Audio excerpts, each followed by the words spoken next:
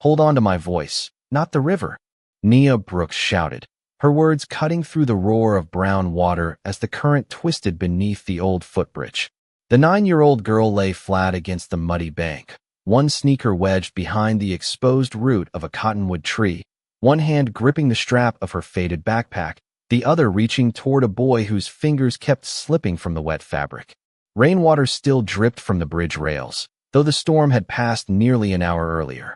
Above them, traffic hissed along the county road, too distant and too fast for anyone to notice what was happening below. The boy's face was pale with shock, his blonde hair pressed against his forehead, but his eyes remained fixed on Nia. That was what she needed. Not strength, not size, just his attention.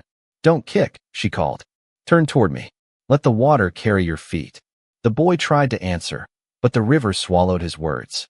Nia tightened her grip on the backpack strap and pulled until the rough canvas burned against her palm.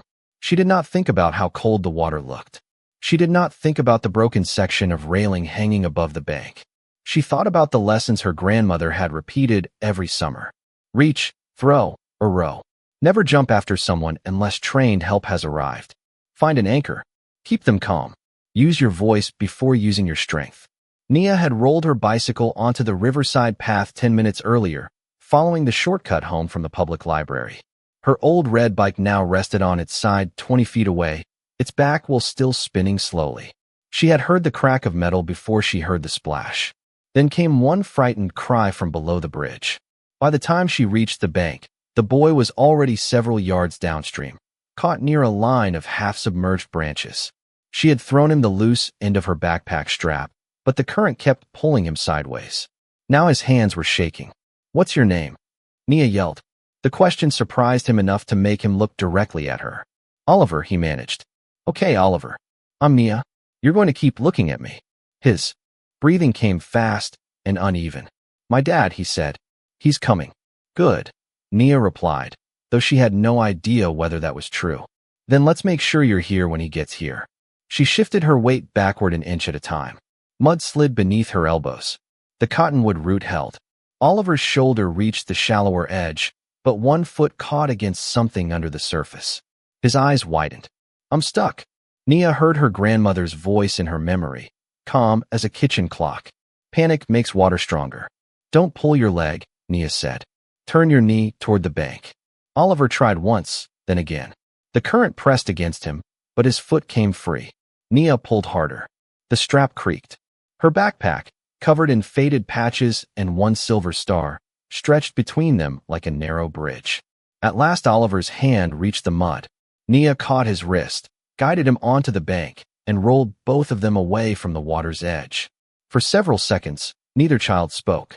The river thundered past as if nothing important had happened. Oliver coughed once, then drew a deep breath. Nia pushed herself upright and pointed toward a flat patch of grass farther from the bank. Sit there. Keep breathing slow. He obeyed without argument. Water streamed from his expensive blue jacket and gathered beneath him. Nia picked up the red whistle hanging from a cord around her neck and blew 3 sharp blasts. The sound carried beneath the bridge, across the road, and into the trees beyond the trail. She waited, listening. Nothing answered except dripping leaves and distant tires. Oliver wrapped his arms around himself. I wasn't supposed to go near the railing, he whispered. Nia looked up. One section of the old metal barrier had bent outward, leaving a gap wide enough for a child to slip through. 3 streaks of red paint marked the posts on either side. Nia knew those marks. People from the neighborhood had painted them months ago to warn walkers that the railing was loose. The county had placed a temporary sign there once, but it had disappeared before winter. Did it break? She asked. Oliver nodded. I leaned against it. Nia's eyes moved from the broken metal to a small brass plaque bolted beneath the rail. Mud covered most of the lettering, but she could still read the words Whitmore Community Foundation. Before she could ask what that meant, the growl of engines rolled down the road above them. One vehicle became 3, then 4. Black SUVs turned sharply onto the riverside access lane, tires crunching over wet gravel. Oliver lifted his head. That's my dad. The first SUV stopped so suddenly its rear wheels slid several inches.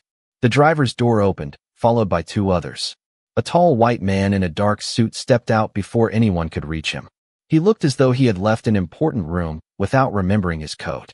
His tie hung loose, and one sleeve was rolled halfway to his elbow. The moment he saw Oliver sitting on the grass, his controlled expression disappeared. "Oliver," he called, running down the slope. The boy stood, but he did not run toward him. Instead, he reached for Nia's hand. The man slowed when he noticed her, a small black girl in muddy jeans, one braid coming loose, the red whistle still resting against her shirt. His gaze moved to the soaked backpack strap, then to the river, then to the broken railing. Two emergency responders hurried past him to check Oliver, but the man remained fixed on Nia. "What happened?" he asked, his voice unsteady. Oliver answered before she could. "She pulled me out." The man looked at his son as if he had misheard. Oliver tightened his grip on Nia's hand. "Dad, she came back for me." The words settled over the riverbank with more weight than the storm clouds above. The man turned toward the damaged rail, and for the first time he saw the brass plaque bearing his own family name. Grant Whitmore stared at the brass plaque beneath the broken railing until the letters blurred behind the rain still clinging to his lashes. His name had been placed there in polished metal, clean and permanent, while the rail above it had failed a child. For years, that plaque had appeared in annual reports, donor presentations, and glossy photographs beside words like safety, access, and community. Standing on the muddy riverbank, Grant understood how little those words meant if no one had returned to see whether the promise had held. One of the emergency responders wrapped a thermal blanket around Oliver's shoulders and checked his breathing while another examined the shallow scrape on his hand. "He is alert, responsive, and stable," the woman said. "We still recommend taking him to the hospital for observation." Grant nodded quickly, but Oliver kept looking past her toward Nia. She stood a few feet away, mud drying on her elbows, her red whistle pressed between both hands. No one had offered her a blanket yet. Grant removed his suit jacket and stepped toward her, but Nia shook her head before he could place it around her shoulders. "I am fine," she said. Her voice was steady, though the cool wind lifted the loose end of one braid. "You are soaked," Grant replied. "So is he." She nodded toward Oliver. "Take care of him first." The simplicity of her answer stopped him. Grant had spent most of his life in rooms where every favor carried a price and every gesture had a purpose. Nia spoke as though helping Oliver required no explanation beyond the fact that he had needed help. Oliver reached out from beneath the blanket. "Nia should come with us." "The responders need to check her too," Grant said. "I did not go into the deep water," Nia explained. "I stayed on the bank." The responder looked at her muddy clothes and asked a few careful questions. Nia answered clearly, describing how she had used the tree root, the backpack strap, and the shallow slope downstream. The woman's expression changed from concern to respect. "You made smart choices," she told her. "You kept yourself anchored and did not enter the current. That mattered." Nia looked down at the red whistle. "My grandmother taught me." Grant took out his wallet, pulled free several bills, then hesitated. The movement felt natural to him, almost automatic. Money solved delays, replaced damaged things, opened locked doors. He held the bills toward Nia. "Please take this. For your backpack, your clothes, anything you need." Nia looked at the money, but did not reach for it. "No, thank you." Grant assumed she was being polite. "It is not charity. You saved my son. I know what I did." Her answer was not rude. It was calm enough to make his hand lower slightly. "Then tell me what you want." Nia glanced toward the broken railing. "Fix that." Grant followed her gaze. Water dripped from the bent metal. The red warning marks stood out against the gray posts like three small alarms that no one had heard. "It will be repaired," he said. "Not just this part," Nia replied. "The path lights do not work near the south bend. The warning sign disappeared months ago. The boards by the fishing steps are loose. My grandmother sent letters." Grant looked back at her. "Letters to whom?" Nia pointed to the plaque. "Your foundation." Rachel Hayes, who had followed Grant down the slope with his phone and coat, stopped several feet behind him. Her expression tightened almost invisibly. Grant noticed. "Rachel." She looked at the railing, then at Nia. "I will check the records immediately." Nia rubbed mud from the silver star sewn onto her backpack. "People here already told someone." More than once. Grant felt the sting of the sentence because she did not raise her voice. She did not accuse him. She simply placed the truth between them and allowed him to look at it. Oliver shifted beneath the blanket. "Dad, you said you were coming today." Grant turned toward his son. I know. You said we would walk the trail together. Grant opened his mouth, but the explanation arrived before the apology. The board meeting had run late. An investor had flown in unexpectedly. Daniel Mercer had insisted the foundation presentation could not proceed without him. All of it had seemed urgent 2 hours earlier. Now every reason sounded small beside Oliver's wet shoes and Nia's torn backpack strap. I should have been here, Grant said. Oliver lowered his eyes. The driver stayed in the parking lot because he had a phone call. I wanted to see the river. Grant's face tightened. You should not have gone alone. Oliver looked at the broken rail. You should have come. The words were quiet, but they struck deeper than anger could have. Grant glanced toward Nia, suddenly aware that she was witnessing the exact distance between the man he appeared to be and the father his son knew. Nia did not look pleased or judgmental. She only watched Oliver with concern. Grant knelt, so he was level with both children. You are right, he told his son. I was late, and I was not where I promised to be. Oliver looked up, uncertain. Grant rarely admitted fault without surrounding it with explanations. I am sorry, he continued. I will not pretend a meeting mattered more than this. Then he turned to Nia. And I will not pretend fixing one rail is enough. Nia studied him for a moment. Good. Rachel approached with her tablet, rain speckling the screen. Grant, there is something you need to see. She opened a photograph from the foundation archives. It showed the same stretch of riverbank at a ribbon-cutting ceremony 3 years earlier. Grant stood in the center, smiling beside Daniel Mercer. Behind them, the railing looked newly painted. Beneath the image was a project summary claiming that the full riverside safety upgrade had been completed. Nia stepped closer and pointed toward the screen. That is not true. Grant stared from the photograph to the broken rail. How do you know? She walked several feet along the path and touched the nearest post. 3 narrow lines of red paint crossed the metal. Because Mr. Lewis from the bait shop marked every dangerous section last fall, she said.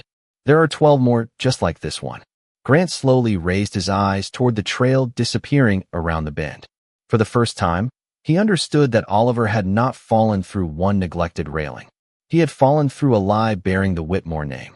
The emergency responders took Oliver to St. Matthew's Medical Center for observation, and Grant insisted that Nia be checked as well before anyone left the river. By the time the hospital released her, evening had settled over the county, turning the wet streets silver beneath the streetlights. Oliver remained for a few more tests, but the physician assured Grant that his son was stable and resting. Grant wanted to stay beside him, yet Oliver had made him promise to take Nia home himself. Do not send a driver, he had said from the hospital bed. You go. So Grant sat in the back of the SUV beside Nia while Rachel rode in front, searching the Whitmore Foundation database on her tablet. Nia had changed into a clean sweatshirt provided by a nurse, but she still carried the same faded backpack across her knees. The torn strap had been tied into a careful knot. Her red whistle rested against the gray fabric, rising and falling with each quiet breath. How far is your house? Grant asked. About 4 miles from the river, Nia said. Near Grant Avenue. He almost smiled at the coincidence, but something in her expression stopped him. My grandmother says the street was named before you were born, she added. I assumed so. Nia looked through the window. People from rich families sometimes think everything was named after them. Rachel lowered her eyes to hide a brief smile. Grant did not take offense. After the afternoon he had just experienced, the remark felt less like disrespect and more like a correction he had needed for years. The SUV left the wide commercial road and entered a neighborhood of small brick houses, narrow porches, and rain-darkened trees. Several streetlights were out. Water collected along the curbs where storm drains had clogged with leaves. Children's bicycles rested against chain-link fences, and handwritten signs reminded drivers to slow down. When the vehicle stopped in front of a modest blue house, an older black woman hurried down the porch steps before the driver could open the door. Nia Brooks, she called, her voice sharp with fear and relief. Nia climbed out and ran into her arms. I am okay, Grandma. Evelyn Brooks held her tightly for one long moment, then pulled back and examined her face, her sleeves, and her hands. The hospital called, but they would not tell me everything. I stayed on the bank, Nia said quickly. I used the tree root, just like you taught me. Evelyn closed her eyes and exhaled. Thank God you remembered. Grant stepped from the SUV. Evelyn looked at him, then at Rachel, and recognition settled over her face. Mr. Whitmore. Mrs. Brooks, Grant said. Your granddaughter saved my son. Evelyn rested one hand on Nia's shoulder. My granddaughter did what she believed was right. That does not mean she should have been placed in that position. Grant accepted the words without defense. No, ma'am. She should not have been. Inside, the house smelled faintly of cinnamon, laundry soap, and vegetable soup warming on the stove. Family photographs covered one wall. In several of them, a younger Nia stood beside a smiling man wearing a park ranger uniform. Grant noticed the same red whistle hanging around the man's neck. Nia followed his gaze. That was my father, she said. He taught me the first rescue rule before he passed away. Grandma taught me the rest. Evelyn invited them to sit at a small kitchen table. She did not offer elaborate hospitality or apologize for the size of the room. She simply poured coffee for Grant and Rachel, then placed a mug of warm cider in front of Nia. She said you wanted to discuss the river. Evelyn said. I want to understand what happened before today, Grant replied. Evelyn studied him for a moment, then walked to a cabinet and returned with a thick manila folder. The edges were worn from being opened many times. She placed it on the table between them. Everything you need is there. Grant opened the folder. Inside were copies of letters, photographs, neighborhood petitions, and maintenance requests dating back nearly 2 years. Some described missing warning signs. Others reported unstable railing sections, damaged lights, and loose boards near the fishing steps. Each letter had been addressed to the Whitmore Community Foundation. Several bore certified mail receipts.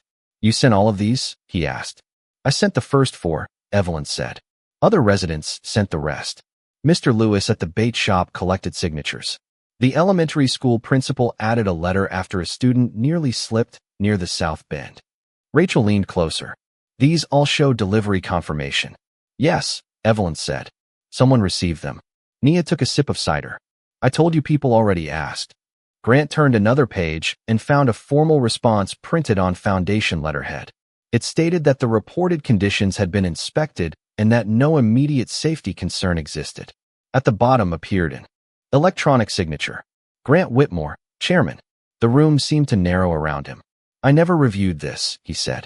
Rachel took the letter, her expression changing as she examined the reference number. This was generated through the executive approval system. Using my signature? Grant asked. It appears so. Evelyn folded her hands. Whether you read it or not, your name told us the matter was closed. Grant looked at Nia. She was not watching him with anger. That would have been easier. She watched him with the patient seriousness of someone waiting to see whether an adult would finally tell the truth. I allowed a system to speak in my name without knowing what it was saying, he admitted. Evelyn nodded once. Then perhaps you should find out who was speaking.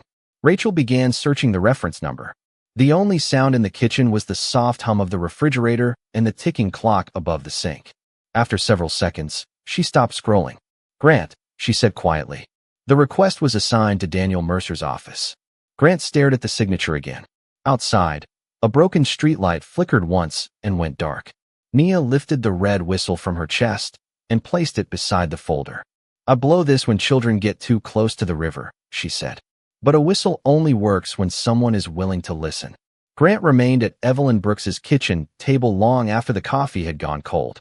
The folder lay open before him, its pages arranged in neat stacks by date, each one carrying the same quiet evidence of requests received and ignored. Rachel copied the reference numbers into her tablet while Evelyn moved around the kitchen, checking the soup and setting aside a bowl for Nia. No one rushed to fill the silence.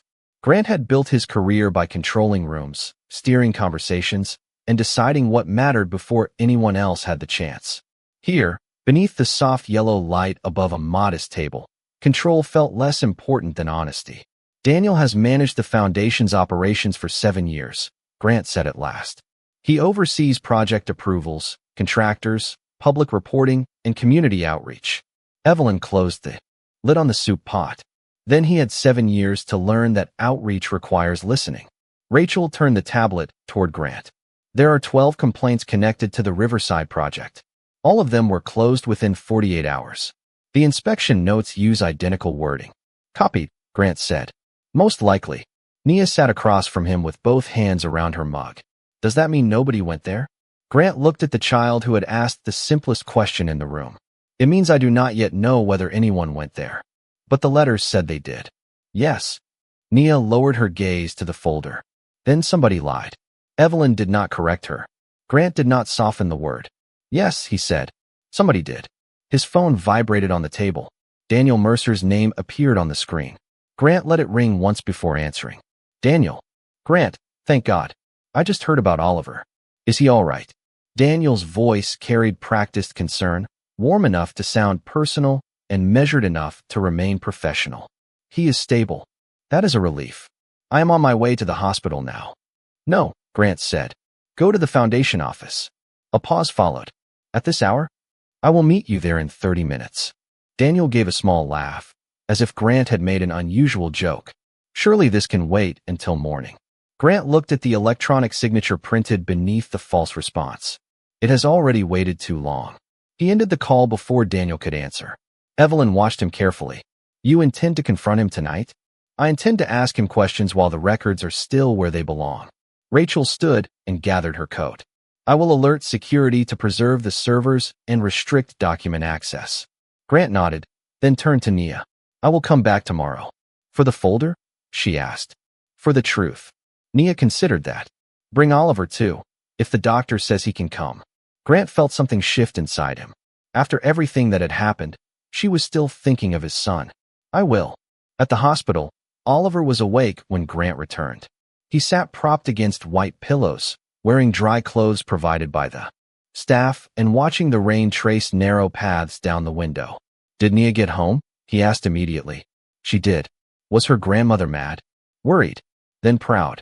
Oliver nodded as though that made sense. Grant sat beside the bed. I need to go to the foundation office for a while. The boy's face changed. It was slight, but Grant saw it this time. The expectation of being left again. Tonight? Oliver asked.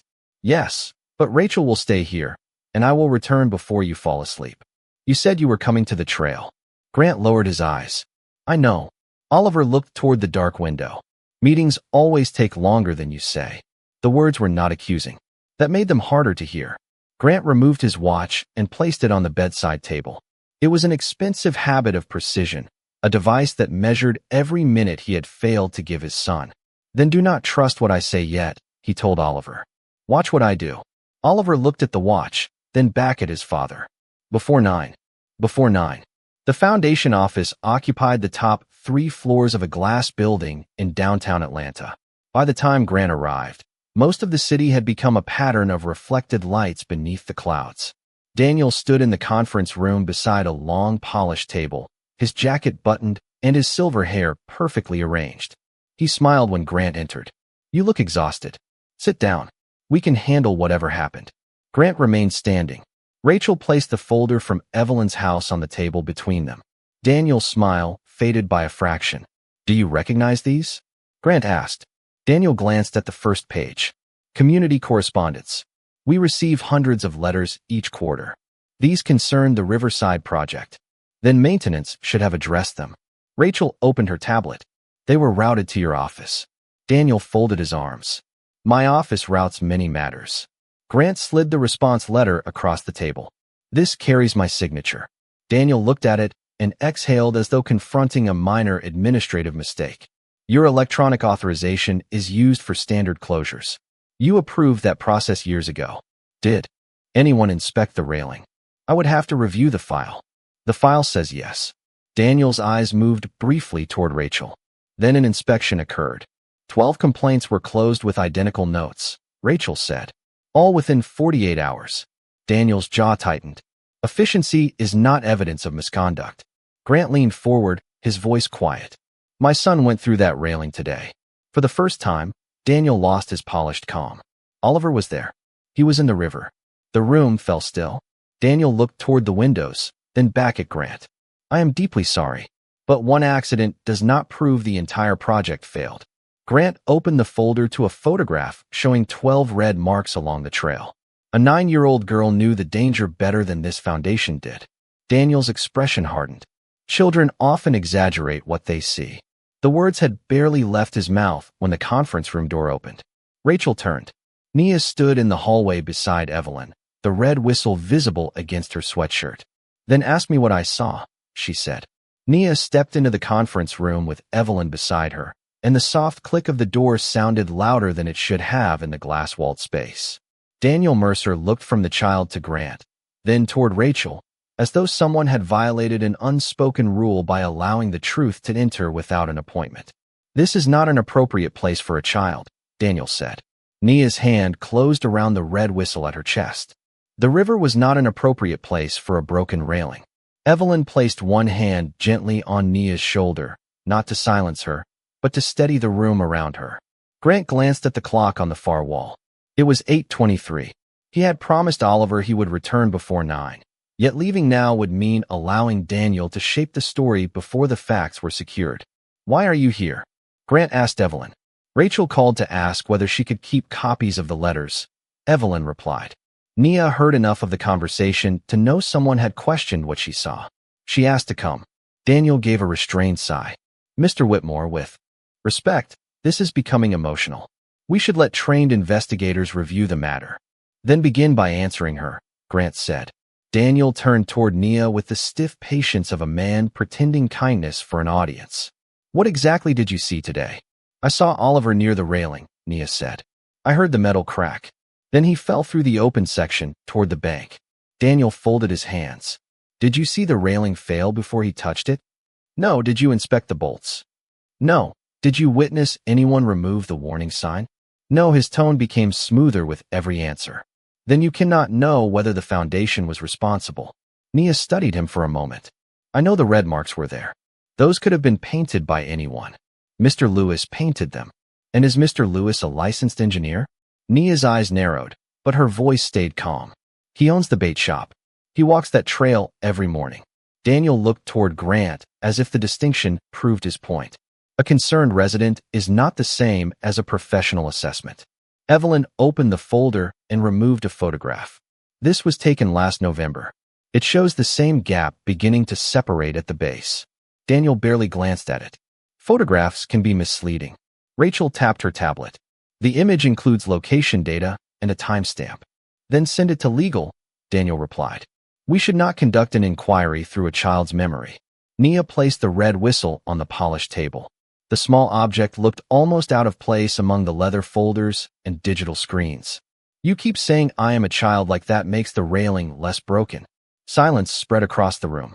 Grant saw Daniel's expression harden. He also saw the exact moment the conversation stopped being about safety and became about control. "Nia," Grant said, "did you come here only to answer questions?" She shook her head. "I came because there is something else." From the side pocket of her backpack, she removed a folded sheet of paper.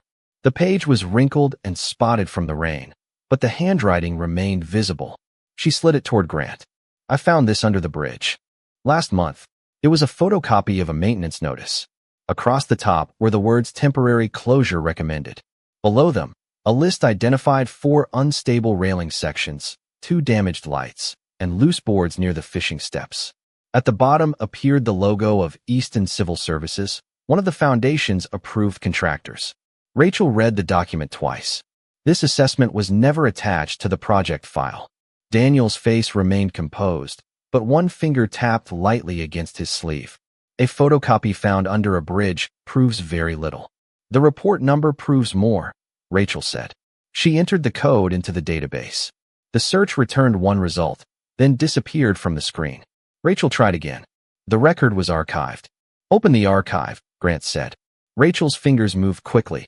"Access is restricted to the operations director." Every eye turned toward Daniel. He straightened his jacket. "That could be a routine permissions issue." Grant stepped closer to the table. "Unlock it." "I do not have my credentials with me." Rachel looked at him. "You signed into the building security system 8 minutes ago. Your operations token is active." Daniel's practiced calm finally cracked. "This is absurd. You are treating an administrative irregularity like a criminal scheme because your son had an accident." Grant's voice dropped. "Do not use my son to excuse your decisions." Daniel turned toward the windows, where Atlanta's lights reflected across the dark glass. "You wanted efficiency. You wanted measurable impact.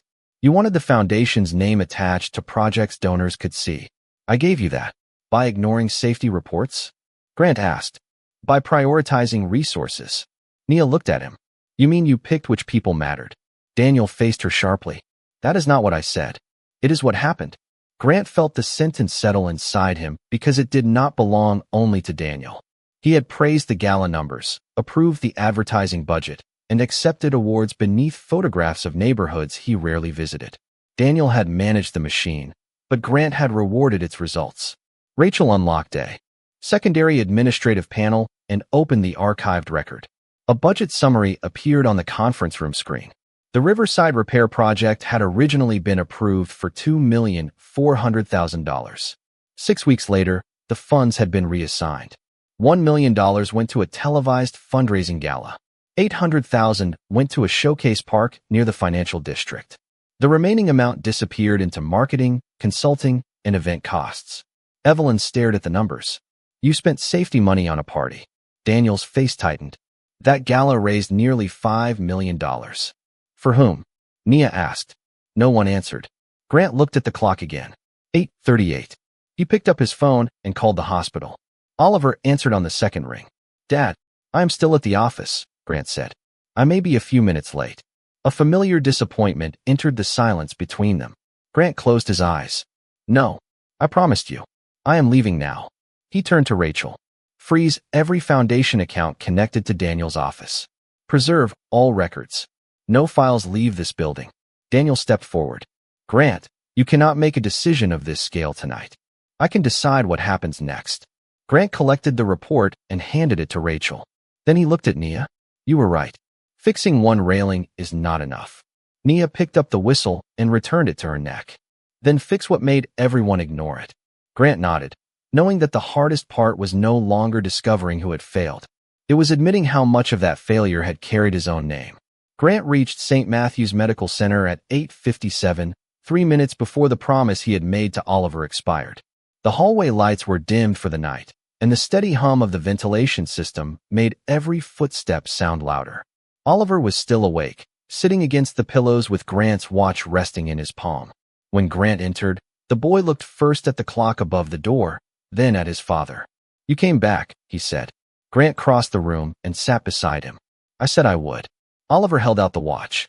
You can have this back. Grant closed the boy's fingers around it. Keep it tonight. Oliver studied his face. Did you find out who ignored the railing? I found out the problem is bigger than one person. Does that mean nobody is in trouble? Grant shook his head. It means I have to tell the whole truth, including the part that belongs to me.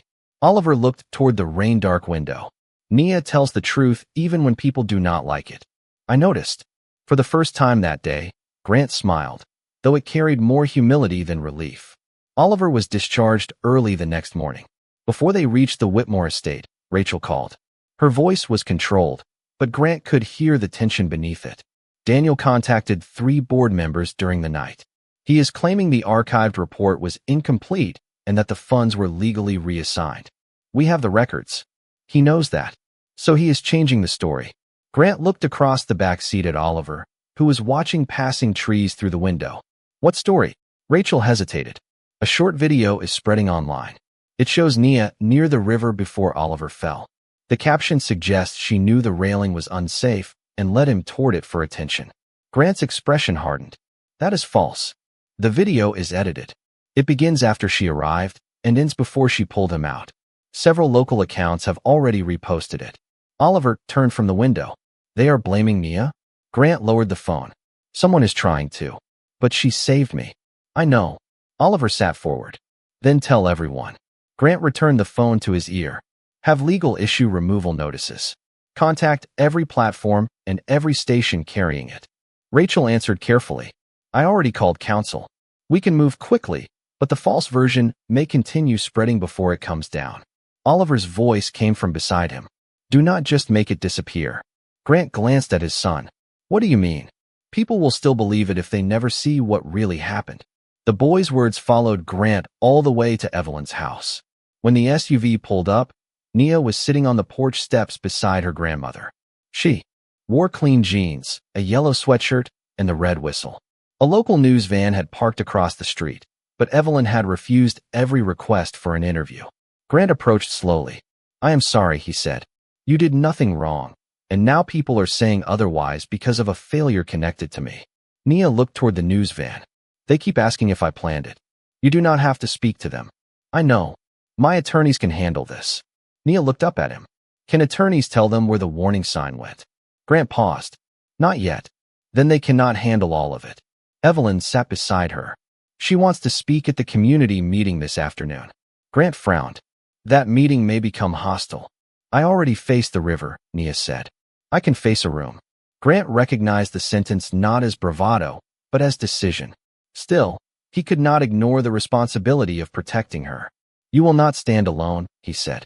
Neither will Oliver, came a voice behind him. Oliver had stepped out of the SUV. He walked onto the porch and sat beside Nia. I know what happened. Nia gave him a small smile. You were busy being rescued. I still remember. He took out his phone. And I found something. Grant looked over his shoulder. Oliver opened a message from the family driver. The man had been parked near the trail entrance when the accident occurred, and the SUV's dashboard camera had recorded the access road and part of the river path. The full video showed Oliver walking alone toward the railing. It showed Nia arriving on her bicycle from the opposite direction.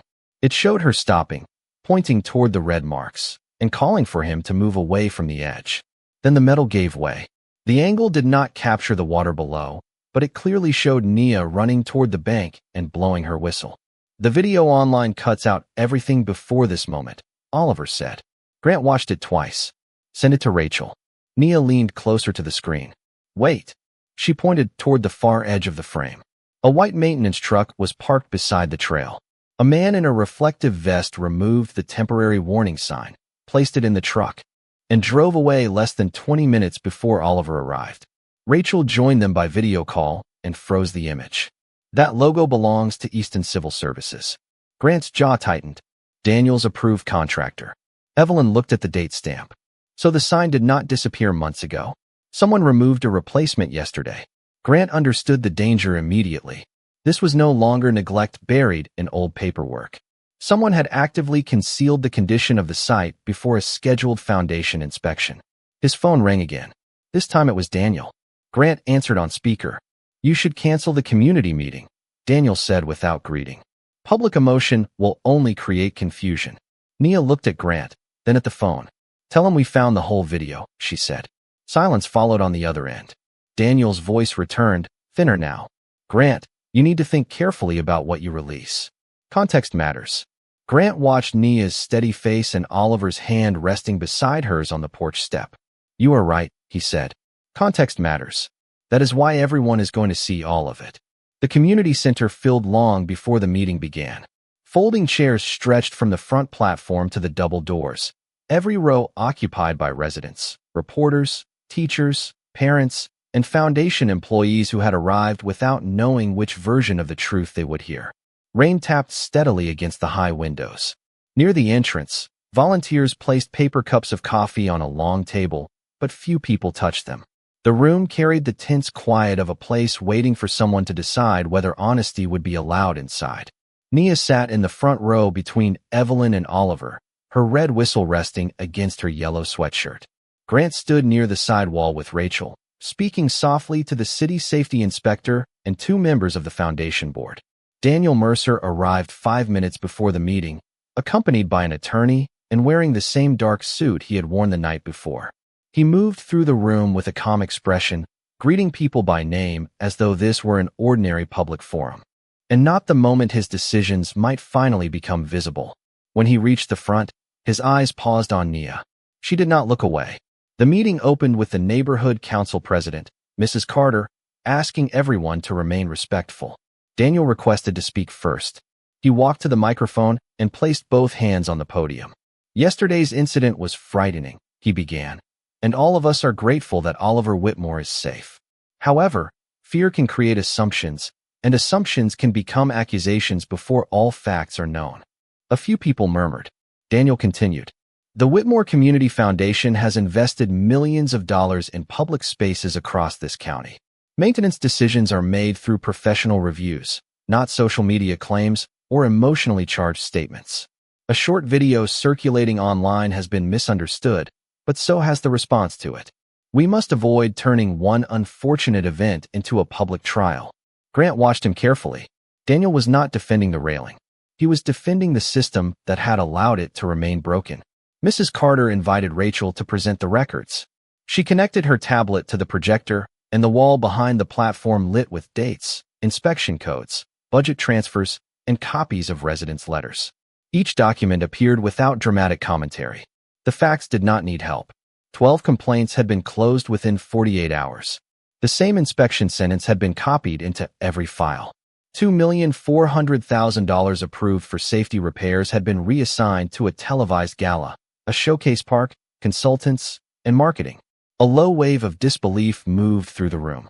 Daniel waited until the final page appeared. Every transfer shown there was legal, he said. The gala raised far more than it cost. Those funds supported programs throughout the city. Did they support this neighborhood? Mr. Lewis called from the third row. Daniel turned toward him. Resources must be allocated where they create the greatest overall impact. The greatest impact for whom? Someone else asked. Mrs. Carter raised a hand for quiet. Then she looked toward Nia. You asked for time to speak. Evelyn leaned closer to her granddaughter. You do not owe anyone a performance, she whispered. Nia nodded. I know. She stood and walked toward the microphone. The room seemed to grow larger around her, but she did not hurry. Her sneakers made soft sounds against the polished floor. When she reached the podium, the microphone stood several inches above her mouth. Grant stepped forward to lower it, but Nia adjusted the stand herself. Then she removed the red whistle from her neck and placed it on the podium. The small plastic object clicked against the wood. Every conversation stopped. My name is Nia Brooks, she said. I am 9 years old, and I live 4 miles from the river. Her voice was not loud, but the speakers carried it to the back wall. I ride that trail because it is the shortest way home from the library. I know where the lights do not work. I know where the boards move. I know where Mr. Lewis painted red lines because grown-ups kept saying someone would come. Daniel shifted near the side of the platform. Nia continued. Yesterday, Oliver went near the railing. I told him to step back. Then the railing failed, and he went toward the riverbank. I used my backpack strap and the tree root. I did what my grandmother taught me. That is all. She looked toward Oliver. He nodded. Someone made a video that left out the part where I warned him. Someone said I wanted attention. I did not want attention. I wanted the railing fixed. Rachel played the full dashboard video. The room watched Oliver walk toward the red marks. They saw Nia arrive from the opposite direction, stop her bicycle, and point toward the danger. They saw the white maintenance truck. They saw the worker remove the warning sign. The video ended with Nia running toward the bank and lifting the whistle to her mouth. No one spoke for several seconds. Daniel stepped toward the microphone. The contractor's actions are still under review. We should not assume intent from a single recording. Nia turned to him. Why was the sign taken down? I cannot answer for every employee of an outside company. Why were the letters closed? Administrative systems are not perfect. Why was the money moved? Daniel's expression tightened. Because leadership requires difficult choices. Nia looked at the rows of residents behind him. Then she faced the microphone again. Would you have fixed that railing if the boy in the river had been poor? The question entered the room softly and left nowhere to hide. Daniel opened his mouth, but no answer came. His attorney leaned toward him and whispered something. Grant felt every eye move in his direction. For years, he had stood behind Daniel's decisions because the numbers looked good and the photographs looked better. He could have remained silent now and allowed one man to carry the blame. Instead, he walked to the second microphone. I need to answer that question too, he said. The room turned toward him. I did not close those letters. I did not remove that sign. But I created a foundation where results on paper mattered more to me than whether people were actually safe. I allowed my signature to be used without asking what it was approving. I praised efficiency without checking who had been ignored. Daniel made decisions that must be investigated, but I rewarded the system that made those decisions possible. Daniel stared at him. Grant, be careful. I should have been careful years ago. Grant looked toward Evelyn, Mr. Lewis, and the families who had spent months writing letters to a name that never answered. The failure belongs to this foundation, and the foundation carries my name. That means part of it belongs to me. The room remained silent, but its silence had changed. It no longer protected power. It was listening. Grant turned toward Nia. You asked whether the railing would have been fixed if the child had been poor. The truth is that it should never have mattered whose child was standing there. Safety should not begin when wealth arrives. Nia picked up the whistle from the podium. Then make sure it does not end when the cameras leave. Grant nodded. I will. At the back of the room, the city inspector raised a sealed folder. Our office has completed an emergency review, she announced. The entire Riverside Trail is closed. Effective immediately, all contractor records will be examined, and no section will reopen until an independent safety team approves it. A murmur of relief moved through the crowd. Daniel stepped away from the podium, his composure finally gone. Rachel approached Grant and spoke quietly. The board has voted to suspend him pending investigation. Grant looked at Daniel, then at Nia. The powerful man who had managed the story was being removed by facts a child had refused to let anyone bury. Yet Grant understood that this was not victory. Not yet. Justice would not be measured by who lost an office. It would be measured by whether the people in this room ever had to beg to be heard again. The meeting ended after sunset, but no one left quickly. Residents gathered in small circles beneath the fluorescent lights, comparing letters, sharing photographs, and writing their names on a volunteer list for the independent review. Grant remained near the front of the room while reporters waited beyond the double doors. For the first time in years, he did not step toward the cameras. He stepped toward the folding chairs where Nia, Oliver, and Evelyn were collecting their things. The board approved Daniel's suspension, Grant said. The city has frozen every contract connected to Easton Civil Services. Evelyn nodded, but her expression did not soften. That is a beginning. I know. Grant looked at Nia. You asked me to fix what made everyone ignore the danger. I have been thinking about what that means. Nia slipped the red whistle over her head. It means you cannot be the only one deciding. Grant glanced at Evelyn, then back at the child. You are right. The following morning, the Whitmore Foundation Board convened in an emergency session. Grant sat at the head of the long conference table, but he did not open the meeting with a speech. Instead, he placed copies of the neighborhood complaints in front of every board member. The pages looked small against the polished wood, yet they carried more weight than the financial reports stacked beside them. Effective today, Grant said, the Riverside project will no longer be managed through the Foundation's executive office. One board member adjusted his glasses. Then who will oversee it? A public council. Murmurs moved around the table. Grant continued. Half the seats will belong to residents from the neighborhoods that use the trail. The remaining seats will include a teacher, an emergency responder, a city engineer, a small business owner, and a youth representative. A youth representative? Another member asked. Someone who actually walks the trail, Grant replied. He did not say Nia's name. He had learned enough to understand that turning her into a symbol without her consent would repeat the same mistake in a different form. The council's first meeting took place 2 days later at Evelyn's kitchen table because the community center was already booked. Mr. Lewis brought a map of the river path covered with handwritten notes. Mrs. Carter brought school crossing reports. A fire department captain identified areas where emergency vehicles could not enter. Nia sat beside Oliver with colored pencils and marked the places where children usually climbed down to fish. Grant listened. He did not direct the discussion. Each time he felt the impulse to offer a solution, he waited until the people who lived there had finished speaking. We need lights here, Nia said, circling the south bend in yellow. Not the kind that shut off at midnight. Some parents work late. Mr. Lewis pointed farther down the map. The fishing steps need railings on both sides. Evelyn added. And the warning signs should use pictures as well as words. Younger children need to understand them too. Oliver leaned over the map. Could there be life rings near the bridge? The fire captain nodded. There should be. Grant wrote every suggestion into a plain notebook. No assistant stood behind him. No photographer documented the moment. By the end of the meeting, the council had approved a repair plan, a public inspection schedule, and a rule requiring every future complaint to receive a named response within 5 business days. Grant also proposed restoring the full $2,400,000, along with an additional emergency reserve. Mrs. Carter looked at him carefully.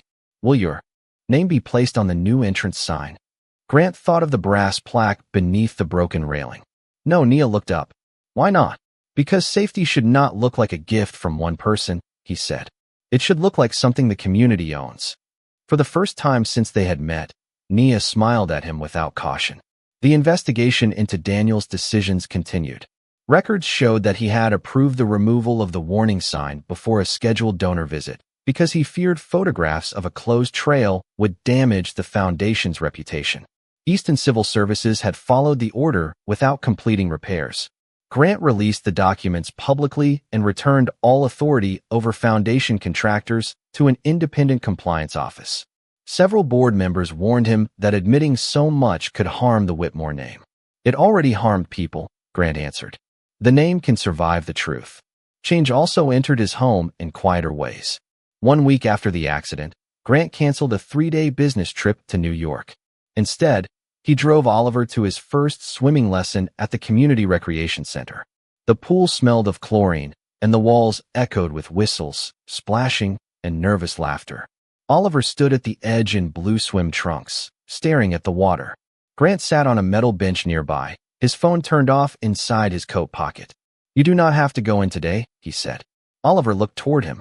"Are you staying the whole time?" "The whole time." Nia arrived with Evelyn a few minutes later. She wore a bright green swim cap and carried a towel over one shoulder. "You look scared," she told Oliver. "I am." "Good. That means you know to pay attention." She stepped into the shallow end first and held out her hand. Oliver took it. Grant watched his son enter the water slowly, not because he had stopped being afraid, but because someone he trusted stood beside him. Halfway through the lesson, Oliver floated for 3 seconds without holding the wall. His face lit with surprise. Grant rose from the bench and clapped before anyone else did. Oliver looked toward him immediately. This time, the chair was not empty. After the lesson, the children sat on the pool steps with their feet in the water. Oliver turned the watch Grant had given him over in his hands. "Why did you save me?" he asked Nia. She looked at the ripples spreading from their ankles. "Because you needed help. You did not know who I was." Nia shrugged. "The river did not ask who your father was." Grant heard the words from several feet away. They stayed with him long after the pool had gone quiet, because he finally understood that real responsibility began at the exact point where status stopped mattering. By the beginning of summer, the Riverside Trail no longer looked like a place people had learned to avoid. New steel railings followed the curve of the bank, anchored deep into concrete, and painted a soft blue that stood out against the trees. Solar lights lined the path from the parking lot to the fishing steps. Bright signs used simple words and clear pictures to warn children where the current became dangerous. Life rings hung beside the bridge, and every inspection date was posted on a public board near the entrance. The community council had reviewed each decision, and residents had walked the entire trail before approving its reopening. No ribbon had been tied across the gate. No oversized photograph of Grant Whitmore stood nearby. The only new sign at the entrance read Riverside Safety Trail, built and protected by the community. On opening morning, families arrived carrying folding chairs, picnic baskets, and bright towels. Children rode bicycles along the marked lane, while volunteers handed out maps and water safety cards. Mr. Lewis from the bait shop stood beside the fishing steps, proudly explaining the new railings to anyone who would listen. Mrs. Carter organized the free swimming registration table. Evelyn sat beneath a cottonwood tree with a thermos of coffee, watching Nia move through the crowd in a Navy Youth Rescue shirt that was still slightly too large for her. The red whistle remained around her neck. She had completed the junior water safety course at the recreation center, earning the highest score in her class on emergency awareness and safe rescue decisions. She was not permitted to perform adult rescues, and she understood that clearly. Her role was to recognize danger, call for trained help, and teach younger children how to respect the river. She treated that responsibility with more seriousness than many adults treated their jobs. Oliver stood beside her wearing the same blue watch Grant had left with him at the hospital. He had continued swimming lessons twice each week. He could now cross the shallow end without stopping, though deep water still made him cautious. Nia never teased him about that. She said caution was useful when it helped someone think. Grant arrived carrying 3 folding chairs instead of a phone. He wore jeans, a plain white shirt, and no tie. Rachel walked beside him with a stack of council reports, but even she seemed different outside the glass office walls. When Grant saw Oliver, he raised one hand. Oliver waved back immediately. There had been no driver that morning, no assistant waiting to take over, and no meeting scheduled afterward. Grant had learned that being present was not a grand act. It was a habit built one ordinary hour at a time. The official program began near the new bridge. Mrs. Carter thanked the residents, engineers, emergency responders, teachers, and volunteers. She invited Grant to speak next, but he shook his head. Nia should go first, he said. A quiet murmur of approval moved through the crowd. Nia looked toward Evelyn, who gave her a small nod. Then she walked to the microphone. Sunlight reflected off the river behind her, turning the water gold at the edges. For a moment, she listened to the sound of it moving beneath the bridge. Months earlier, that same sound had covered Oliver's frightened voice. Today it mixed with children laughing, bicycle bells ringing, and families talking beneath the trees. Nia adjusted the microphone with both hands. People keep saying this trail is safer because new things were built, she began. That is true, but it is not the whole reason. She looked toward the public inspection board. It is safer because people have to answer now. Letters cannot disappear.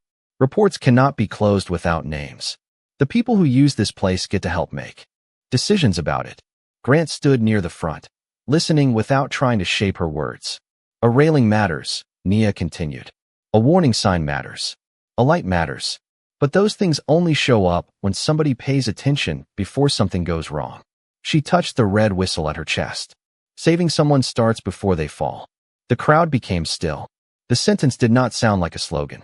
It sounded like a promise the community had finally made to itself. Nia stepped away from the microphone, and Oliver met her at the bottom of the platform. You were good, he said. I was nervous. You did not look nervous. That is because I practiced.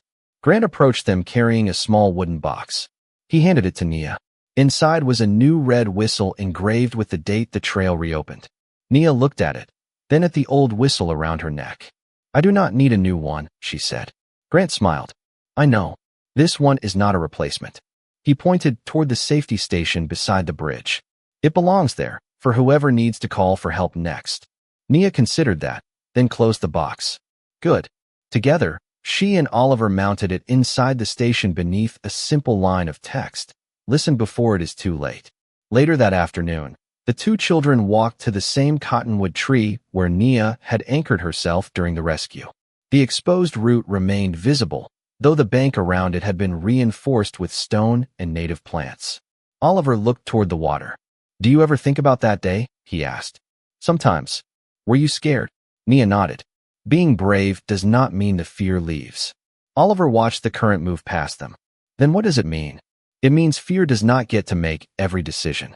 Grant stood several yards away, close enough to hear, but far enough to let the moment belong to them. Months earlier, he would have reached for his phone during the silence. Now he simply watched his son and the girl who had changed both their lives. Nia had pulled Oliver from the river, but that was only the beginning. She had pulled a hidden failure into the light. She had pulled a powerful man toward responsibility. She had reminded an entire community that dignity did not depend on wealth, and safety did not belong more to one child than another. As the sun lowered behind the trees, Oliver and Nia started back toward the trail entrance. Grant followed beside them, not ahead, not late, and not distracted. The river continued on behind them, steady and bright, while the red whistle waited at the bridge for the next voice that needed to be heard.